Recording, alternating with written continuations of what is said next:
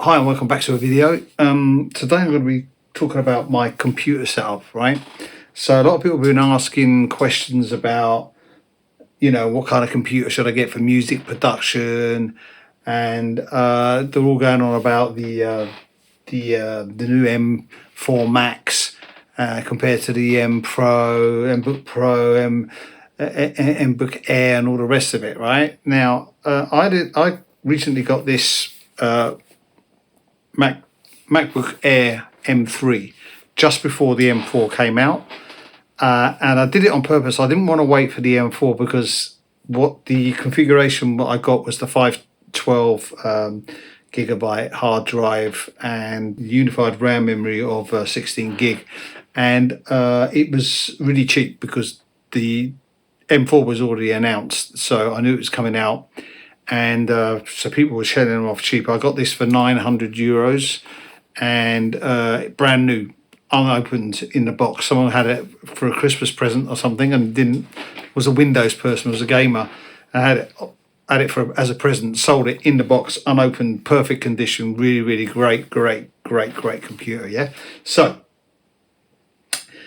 I was going to wait another month to get the M4, or I was going to get this straight away, and I needed it because my old 2015 MacBook Pro is kind of like really struggling for a session. So anyway, what I did is I loaded up this session here and I played it, right?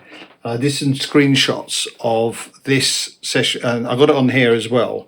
And so what I did is I ran this here, and you can see like this is running really nice, no problem whatsoever. And I've got quite a lot of plugins. If you can see over here, I've got loads and loads of what I'll do is I'll just show you over here. Get out of the way.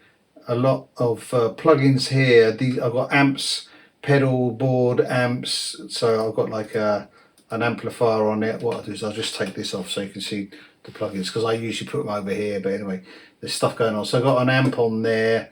So I've got all these with amps on. Then I've got like a gate, channel EQ, comp. I've got pedal boards on the guitars here. Then over here I've got a full-on mastering plugins here, which are quite heavy.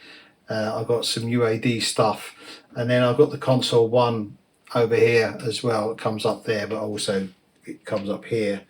And so the session is not light, it's not light, but it's not heavy. So I'm running about on my M1 Max, that 32 gig over there, M1 Max 32 gig with a 512 hard drive. As you can see, I've got like Nexus over here, 1, 2, 3, 4, 5 Nexus and a Serum, right? Serum running as well, and which I haven't bounced yet. I've left them on purpose as virtual instruments. So the session is running at if I close this down, close that down, and open up my screenshots that I've got. I'll put these up on the video screen so you can see them, but I'll talk about them at the same time. And you can see that basically pretty impressed. I'm pretty impressed by the MacBook. The MacBook Air has done really well. I mean, stupidly well compared to the MacBook, the Mac Studio M1. Now, if you can see on the screen, I am actually at. I think the M3 is running better slightly. If you see here, I've got.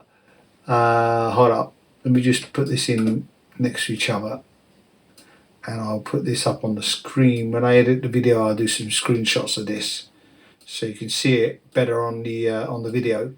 But here you can see on the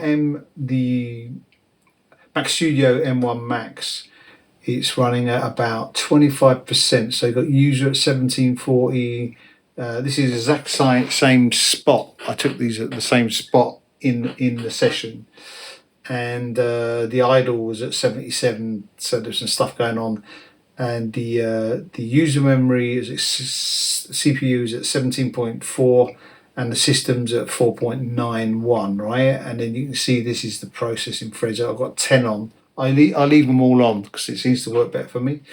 And then the physical memory, we're at 15.87 gig, cached at 11, and then there's like wired memory at 2. So I don't know what that all means, but it's kind of like there's used memory about 16 gig, right?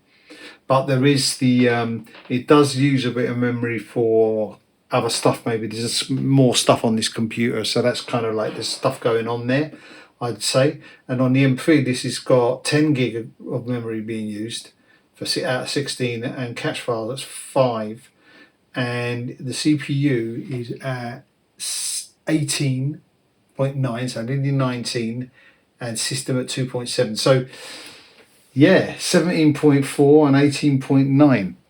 This CPU on this here, the MacBook Air, and I must admit I worked on it for an hour with the session, and it didn't even heat up over like 50 degrees. The CPU didn't even heat up at all.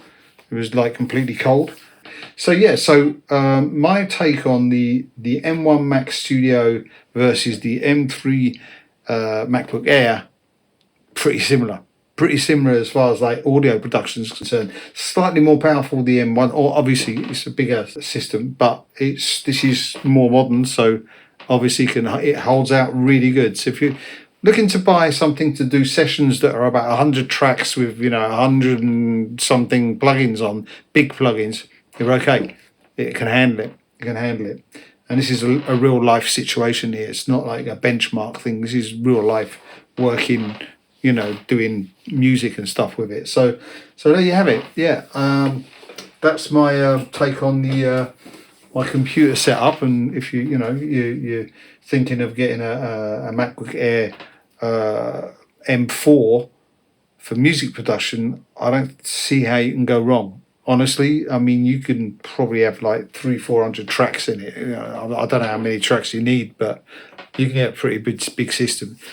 And now, the M4 Max that's out, it's not that expensive. I paid the same price for that 2 years ago as the M4 that's just come out. So, and it's not too bad, Anyway, so I hope you enjoyed the video. If you did, like, subscribe, and I will see you soon. Ciao.